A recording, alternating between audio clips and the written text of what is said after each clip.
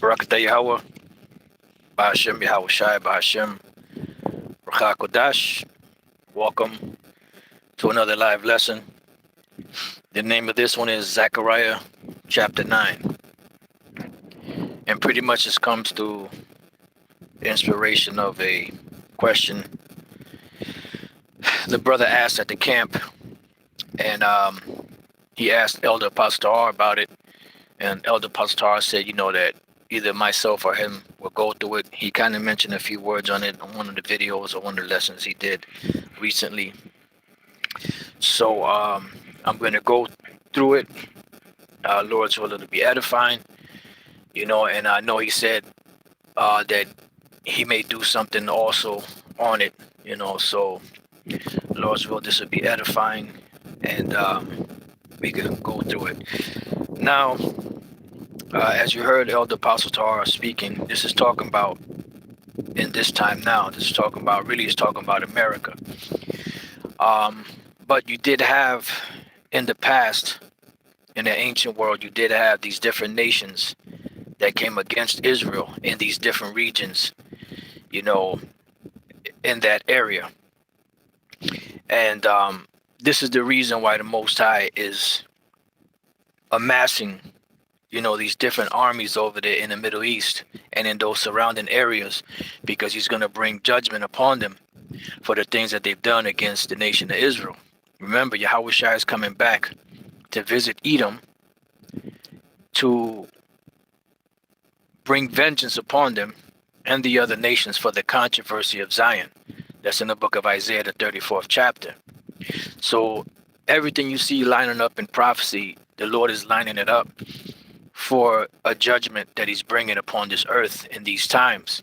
And in these times is when Yahweh Shai is going to come back and reestablish his kingdom on earth with the Israelites ruling with him, so-called Negroes, Latinos, and Native American Indians.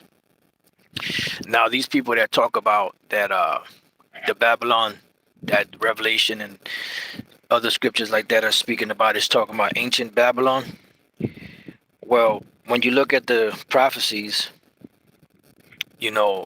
everything is pointing towards the direction of Yahweh Shai's second coming, because all of the signs are appearing that he said would happen at the end when he's about to make his second coming.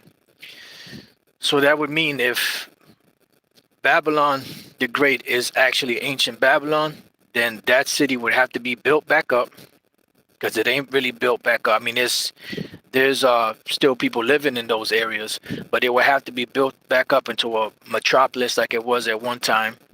And then it would have to make the whole world rich, and then eventually be destroyed. So that's how we know that it's not talking about ancient Babylon. It's talking about modern day Babylon, but the scriptures don't mention the name America. So when we read into this chapter in Zechariah 9, it's talking about these times now. It's talking about, some of those different nations over there that will be dealt with for what they've done to the children of Israel, and also it's dealing with America. Now, the first scripture I wanted to start off with is Zephaniah 3:8, and this came to me as I was getting ready to come down this way to do the lesson. So this is Zephaniah 3:8. It says, "Therefore wait ye upon me, saith the Lord, until the day that I rise up to the prey," because the Most High is the one that's going to give the ultimate and final judgment. That's why it says vengeance belongs unto him. It says, "For my determination is to gather the nations," which is all these different nations, "that I may assemble the kingdoms to pour upon them mine indignation." And what is indignation? It's righteous anger. So what is the indignation of the Lord? The indignation of the Lord or the fire that's going to be coming out of those missiles, and also the laser from the chariots. But the great indignation of the Lord is that great fire that's going to be coming from those missiles, that when the Apostle John saw it, he described it as a lake of fire, because the prophets were up in the air, in the chariot, looking down and seeing America totally engulfed in flames, and certain parts of the earth engulfed in flames. It says, "Even all my fierce anger for all the earth shall be devoured with the fire of my jealousy," because that's how this world is going to go out. All of these different empires are going to go out at that time. because they're all being governed and ruled by Babylon the Great, which is America. That's why it says the kings of the earth committed fornication with her. So once this place, America's gone, all these nations are going to be gone right along with it. Now, when we go to Zechariah, the 9th chapter, in the first verse, it says, the burden of the word of the Lord in the land of Hadrach.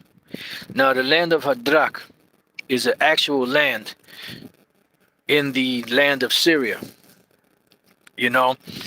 and this particular land, this particular name, Hadrach, means dwelling. All right.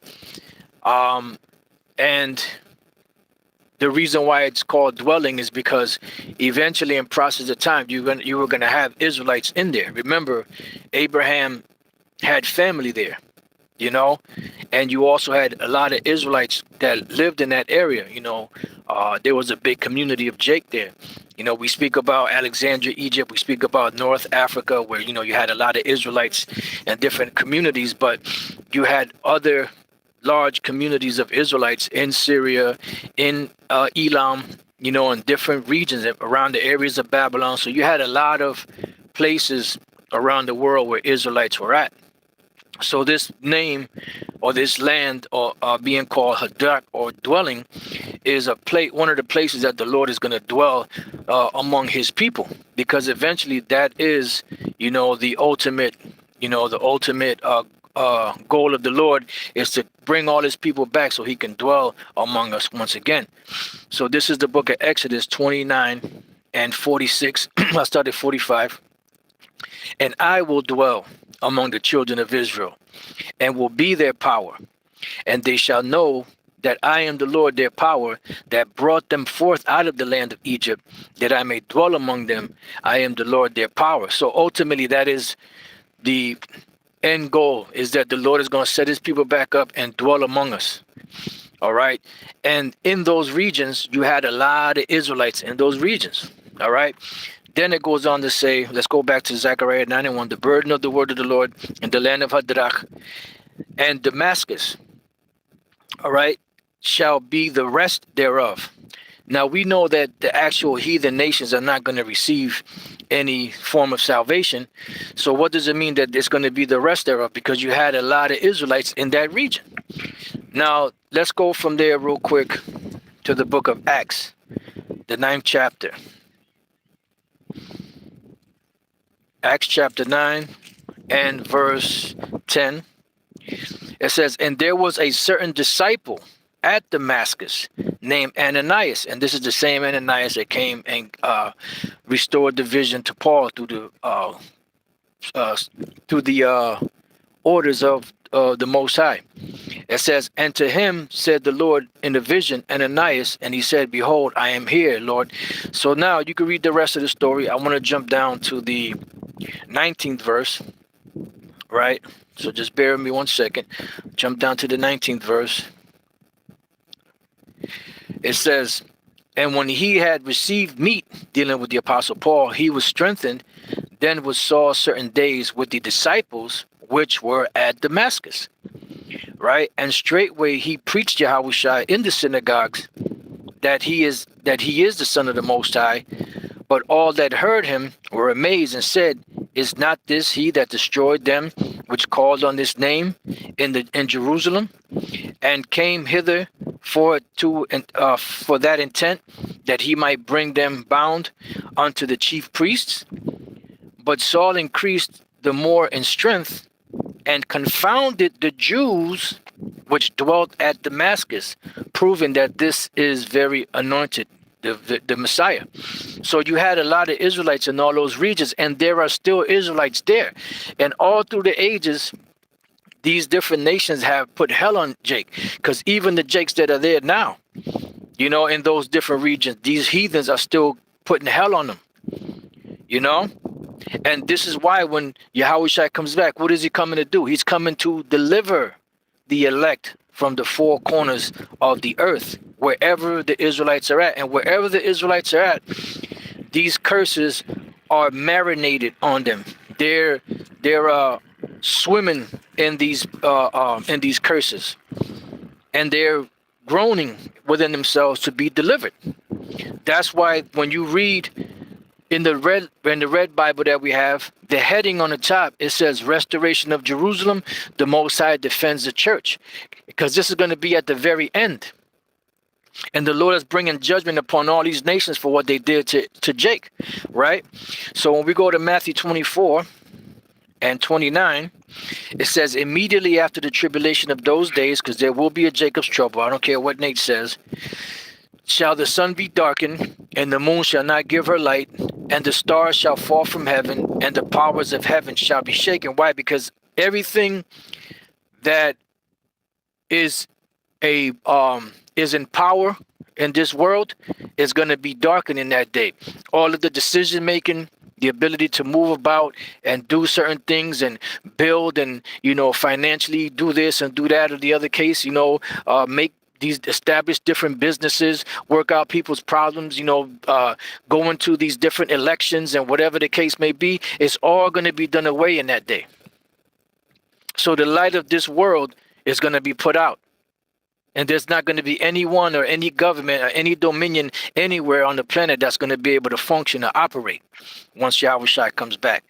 It says, and then shall appear the sign of the Son of Man in heaven, and then shall all the tribes of the earth mourn, because the people around the world will be in mourning. The Israelites will be in mourning around the world, and these nations will be also in mourning.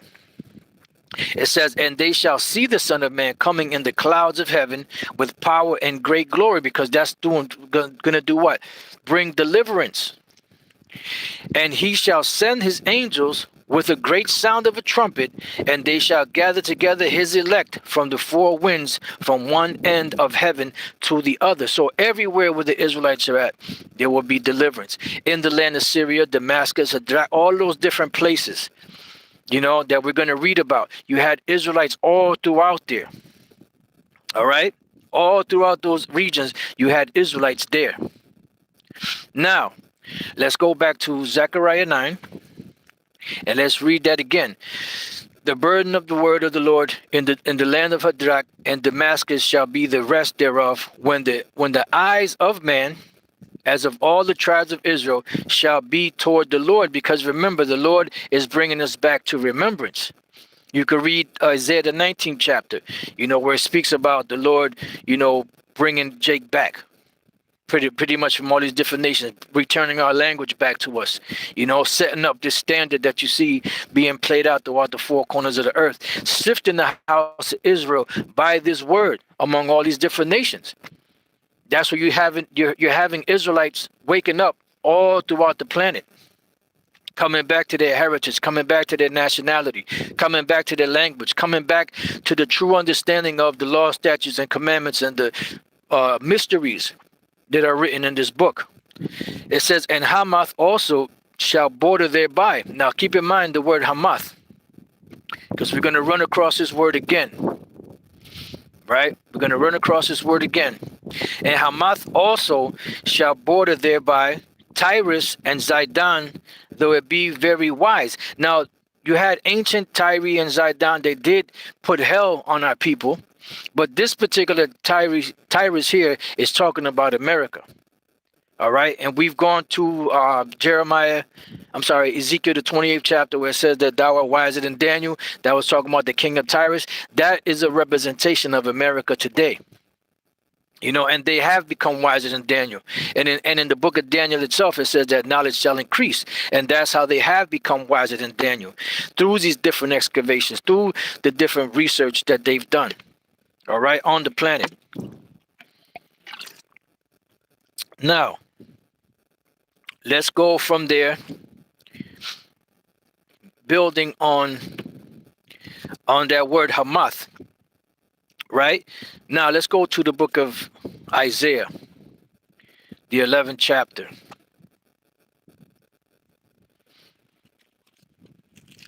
Isaiah chapter 11 and verse 10. And in that day there shall be a root of Jesse, which is dealing with Yahweh Shai, which shall stand for an ensign of the people, because he is that beacon of light. He is the main focus, in this truth, in the gospel. It says, for the ensign of the people. To it shall the Gentiles seek, which are the Israelite foreigners, and his rest shall be glorious. Why? Because he's coming back to bring deliverance to the Israelites, no matter where they be at in the world. Now you're going to have a lot of them that are going to be put to death, but the elect will get that rest that they deserve, or that they're searching for. It says, and it shall come to pass in that day that the Lord shall set his hand again the second time, because the Lord is coming again to deliver. The first time he delivered us is what? During the great captivity of Egypt. That was the first time he delivered us in such a great and spectacular fashion. There has not been anything else on the planet that has outshined that moment or that day, like it's going to happen now in this time. Let's go real quick before we read on to Jeremiah chapter 16. And this event that's going to happen now is going to outshine the deliverance of Egypt. As great as that deliverance is, this will be a lot greater. Jeremiah 16 and 14. Therefore, behold, the days come, saith the Lord power, that it shall no more be said, the Lord liveth, that brought up the children of Israel out of the land of Egypt, which is still being talked about today. But the Lord liveth, that brought up the children of Israel from the land of the north. Now we've been in the north, in the land of the Medes, in the land of Babylon, in the Assyrian captivity, so on and so forth, delivered from certain ones of those captivities. How come none of those deliverances outshine the deliverance of Egypt? How come Egypt is still the main talk of the town, so to speak? Because that has been the greatest deliverance on the planet. This particular prophecy here has not happened. That's going to happen here in America when the Lord comes to deliver us. That's why the subheading on this book of Zechariah 9 chapter in the Bible, the red Bible that we have, says restoration of Jerusalem, the Most High defends the church, or the Most High defends church. All right. It says, but the Lord liveth, that brought up the children of Israel out of from the land of the north, which is America, and from all the lands whither he had driven them, and I will bring them again into their land that I gave unto their fathers. So now we're starting to understand even further how these different lands, you had Israelites that were among them. And the Lord is going to deliver the Israelites from among those nations also. Remember Amos 9 and 9. So going back to Isaiah 11, and verse 11, and it shall come to pass in that day that the Lord shall set his hand again the second time to recover the remnant of his people, which shall be left from Assyria, and from Egypt, and from Pathros, and from Cush, and from Elam, and from Shinar, and from Hamath, which is what we just read in the book of Zechariah, the 9th chapter and the 2nd verse. And the land of Hamath is in the land of Syria. You have a large community of Israelites in the land of Syria. You know, when these devils went down there and started invading that place, you know, because they're trying to get that pipeline passed through there, a lot of the people that were suffering were Israelites. Just watch to give you an example of that, not dealing with the Syrian people themselves, but dealing with the Panama Deception, as they call it, where was it? George Bush Sr., I believe it was, sent, you know, troops down there to try out these new weapons on the Israelites down there and was destroying them.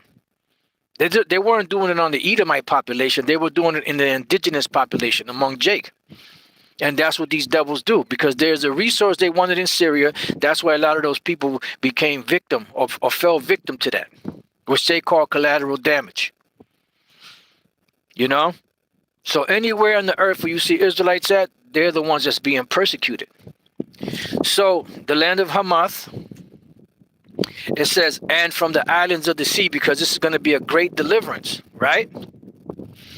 It says, and he shall set up an ensign for the nations, which is this truth, and shall assemble the outcasts of Israel. And we're being assembled from among these different nations, and gather together the dispersed of Judah from the four corners of the earth. We just read that in the book of Matthew 24, right? The envy also of Ephraim shall depart, and the adversary of Judah shall be cut off. Ephraim shall not envy Judah, and Judah shall not vex Ephraim, but they shall fly upon the shoulders of the Philistines.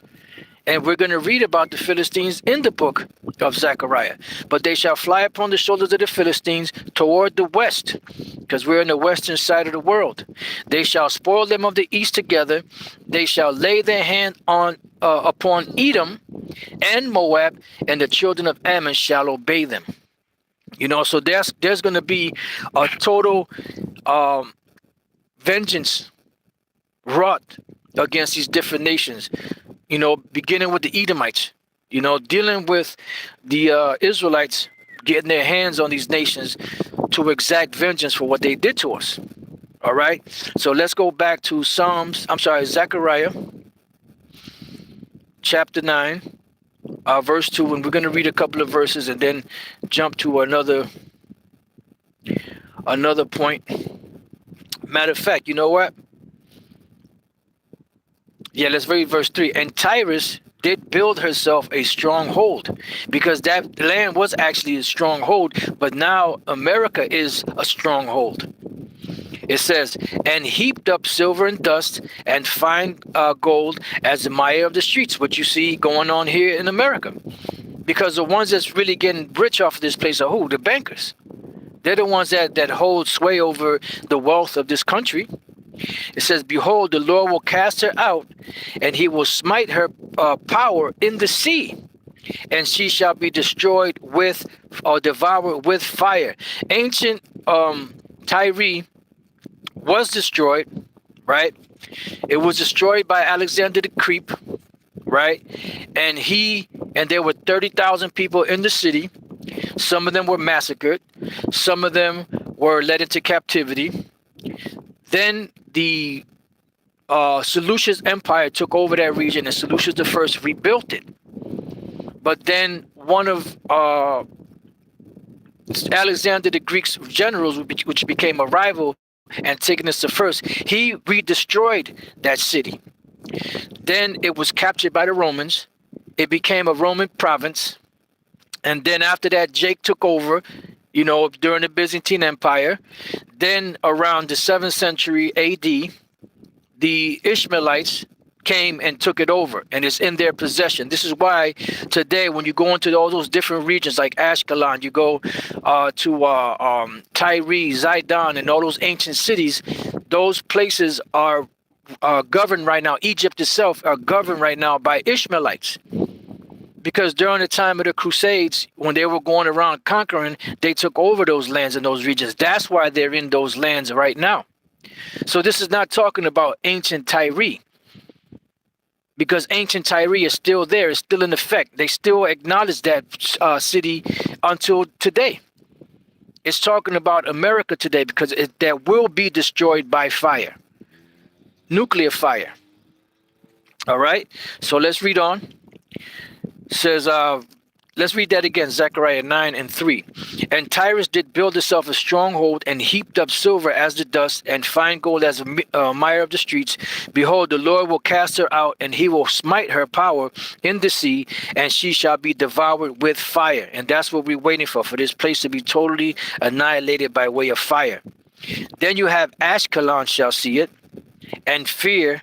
Gaza also shall see it, and be very sorrowful, and Ekron for her expectation shall be ashamed, and the king shall perish from Gaza, and Ashkelon shall not be inhabited, because all of these nations had a hand in putting their hands on the Israelites. And this is why they're being visited in these times also. Now let's go from there to the book of Psalms, the 83rd chapter, so you can see something. Psalms 83 and 3. They have taken crafty, matter of fact, I started 2. For lo, thine enemies make a tumult. These nations are our enemies. They are the enemies of the Lord. And they that hate thee have lifted up the head. Yeah, because they were beneath us, but now they became over us. Remember Deuteronomy 28, that the nations will be the head and you shall be the tail. They have taken crafty counsel against thy people, and consulted against thy hidden ones. And this is why the Lord is coming to bring destruction upon these nations, because of what they did to us. They have said, come and let us cut them off from being a nation, which they did. It says that the name of Israel be no more in remembrance. What does it mean by the name of Israel be no more in remembrance? Because today you still hear the name Israel. The land is still being called Israel. So what is it talking about? It's talking about the name not being in remembrance among the actual people. Because to destroy something means you destructure it. And when you destructure it, you break down the foundation, the establishment, everything of it. So although the name may remain, but it's not upon the people of the Lord. It says, for they have consulted together with one consent, which is what? That's a conspiracy. They are confederate against thee. The tabernacles of Edom, first in line, Esau, the so-called white man, and the Ishmaelites, because they are a part of this, and of Moab, the so-called Chinese, and the Hagarenes, Gebal and Ammon and Amalek, the Philistines, what you're reading about in the book of Zechariah, the 9th chapter, with the inhabitants of Tyre. You know, and today back then the ancient inhabitants of Tyre did put hell on us, you know, but today Tyre or Tyrus represents America. Okay, it says Asher also is joined with them. They have helped the children of Lot, Silah. So going back to Zechariah 9 and 6, then we go on to read, it says, and a bastard shall dwell in Ashdod. Now, Ashdod is a port city that belonged to the Philistines, if I'm not mistaken. And that land is taken over today by Amalek. All right. They have sway and control and power over that land. Right. And it says here, modern Ashdod, founded in 1956 and incorporated 1968, is on the coast, 4.5 miles or 7 kilometers northwest of the ancient city ruins. The artificial port, because everything that Amalek did, they had to make artificially because that land is cursed now. Those lands are cursed now. The artificial port, enclosed by breakwaters, is southern Israel's only outlet to the Mediterranean. Much of the country's citrus crop is exported through Ashdod. So when it says a bastard shall dwell in Ashdod, it's talking about Amalek, because they're dwelling in that land right now. And they don't belong there. But they do, because the scriptures say that it would be trodden down of the Gentiles until the time of the Gentiles come in. All right? So you have to remember that this judgment that's coming on the world is coming upon the whole entire planet. The elect are scattered throughout the four corners of the earth. The elect are in every different land among all these different nations, catching hell from those nations. And the Lord is coming to deliver them, and some of them nations, he's going to put his foot in their ass. So going back to Zechariah 9 and 6, and the bastard shall dwell in Ashdod, because they don't belong there. And I will cut off the pride of the Philistines. See, because the Palestinians, the ancient Palestinians, which were Philistines, which go back to Mizraim, but then if I'm not mistaken, some of those modern Philistines or Palestinians there are really Ishmaelites. Because remember, Ishmael took over all those regions there, but you still do have some of those inhabitants there, you know. So it says, and I will take away his blood out of his mouth, meaning he's going to take away all of that hell from our people. It says, and his abomination from between his teeth. Yeah, because Jake, you still got Jake eating all types of abominations, bowing down to these different idols still, because they think that they may be Syrian. They think that they might be from the land of Elam. They think that they may be among them Hamites. They might be Hamites. They think that because they're among these so-called European nations that they're European. So they're following the customs that they were taught by their parents from those different regions. So the Lord is coming to remove all of that out of there. It says, but he that remaineth, meaning the elect, even he shall be for our power. So that is the elect, that is that cluster that the Lord is going to save in this time. And he shall be as governor in Judah, and Ekron as a Jebusite. And I will encamp about mine house because of the army, because these devils are going to come hard. So the Lord is going to come harder. because of him that passeth by, and because of him that returneth, and no oppressor shall pass through them anymore. See? So once these devils go down, there's not going to be another rising up. There's not going to be another revolt. There's not going to be another time when these devils are able to put their hands on us, no matter if it's Esau or the other nations. For now have I seen with mine eyes. So the Lord sees our afflictions. He hears our afflictions, just like he heard in the land of Egypt. And what did he do? He sent them prophets, Moses, Aaron. And what happened? They spoke to the leaders of the time, and eventually the Lord hardened their hearts, brought plagues, and then eventually our people were delivered. And that's what's happening right now. You know, the Lord has his prophets out here prophesying, telling them what's going to go down before it goes down, and eventually it's going to fall. You see? He's hitting them with different plagues, whether it be staged or not. It's all of the Lord. This is what you have to understand. Yeah, we know some of that stuff is staged. So what? Man's goings are of the Lord. You know? Did not Yahushua tell the disciples, look, go get me that coal, the ass's coat, you know, the foal of an ass, and bring it to me so that the scriptures may be fulfilled? So the Lord causes things to happen so scriptures can be fulfilled. Prophecies can be fulfilled. Then it says, rejoice greatly, O daughter of Zion. Shout, O daughter of Jerusalem. Behold, thy king cometh unto thee. Now, this happened 2,000 years ago, but it's also going to happen again. But this time, he's not going to come meek. He's not going to come humble. He's going to come, he said he will not meet thee as a man. He's going to come in the fierceness of his strength. He is just and having salvation, lowly and riding upon an ass, and upon the colt, the foal of an ass, right? And that happened back 2,000 years ago when Yahushua was brought through Jerusalem on that ass's coat, you know, and they said, Hosanna, the son of the highest. In other words, Lord, save now. Hosanna, Lord, save now, or save now. And that happened 2,000 years ago because this man, which is the son of the Most High, Yahushua, he is the one that's going to come bring this deliverance. He is the one that's going to come and bring this rest. He is the one that's going to come and put these nations down and pay them back for what they did to us. It says, and I will cut off the chariot from Ephraim and the horse from Jerusalem, and the battle bow shall be cut off, and he shall speak peace unto the heathen. Why? Because you're going to have Israelites that are going to be scattered throughout the four corners of the earth. So the word has to get to them. When you go to Deuteronomy, the 33rd chapter, it speaks about Joseph. It said that they're going to put them together, you know, with the horns of the unicorn in so many words. That's talking about this northern kingdom gathering some of the other northern kingdom by this internet, the web. You know, just like you have Judah, Benjamin, Levi gathering other Judah, Benjamin, and Levites, and then you have both kingdoms gathering the whole kingdom together. But it's only the elect that's going to listen in this time, because only the elect will be delivered. But in the kingdom, all Israel shall be saved.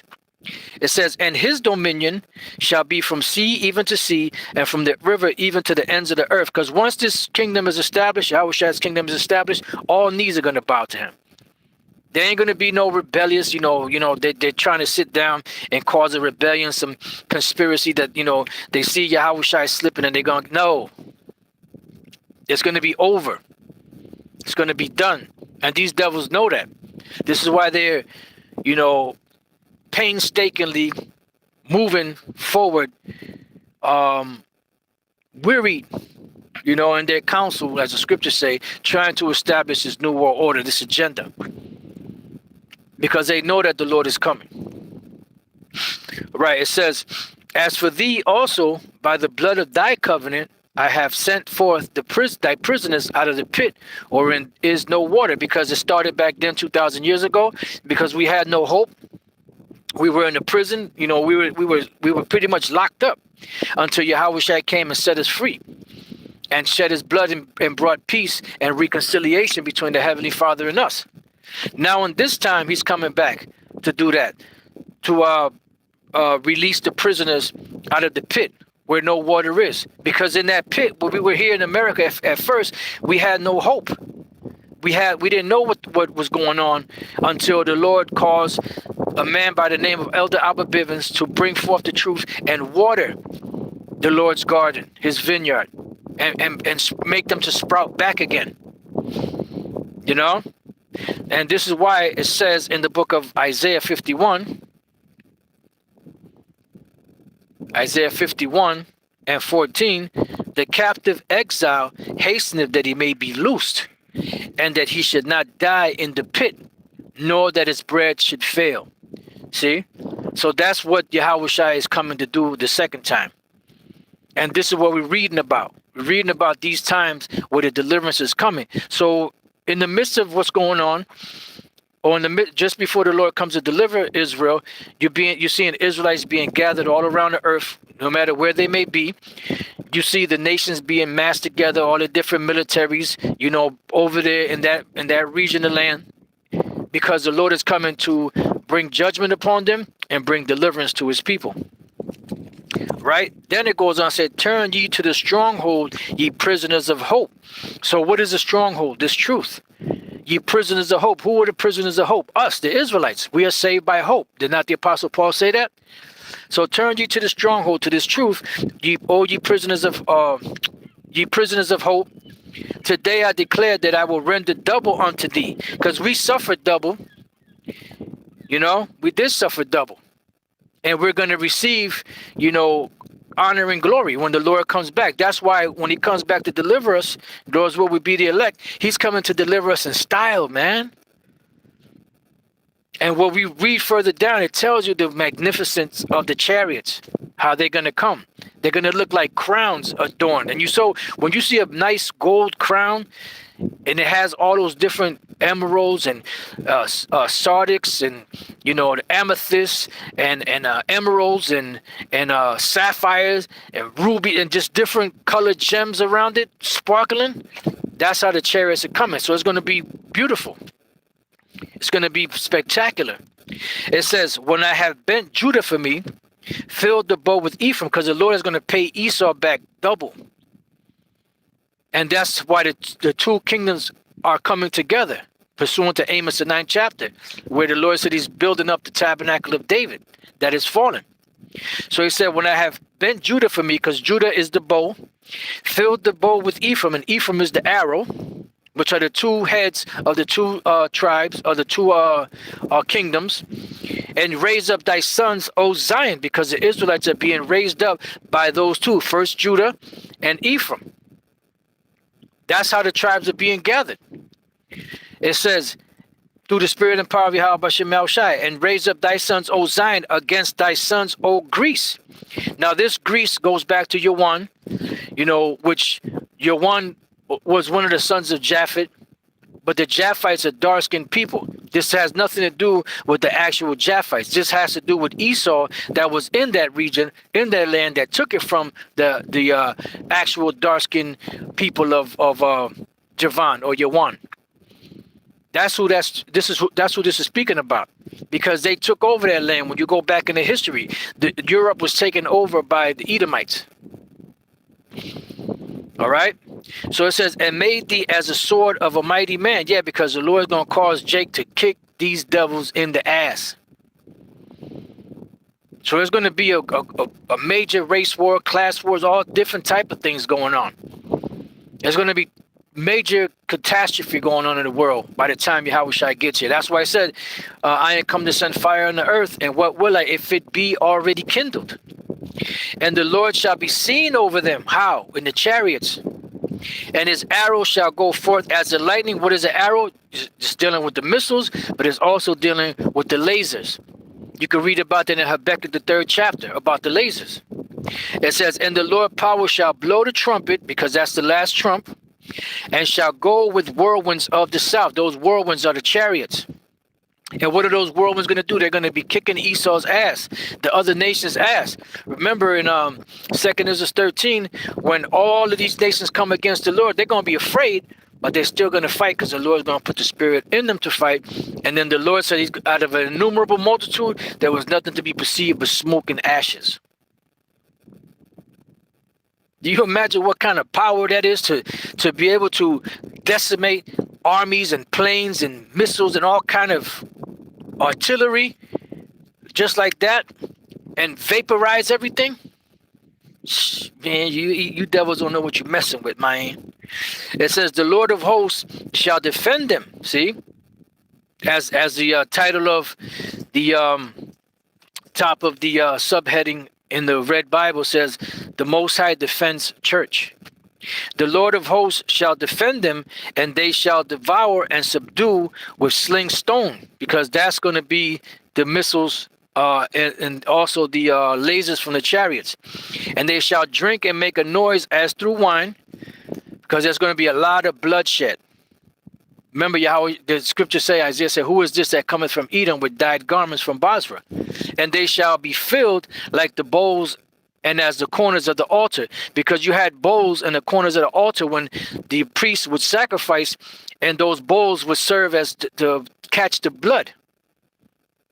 See, because that blood was used as atonement. So these devils' blood is going to be shed. Amos, I'm sorry, not Amos. Isaiah 34, Isaiah 63. It says, and the Lord their power shall save them in that day as the flock of his people. Yeah, because he's coming to gather the flock, the elect.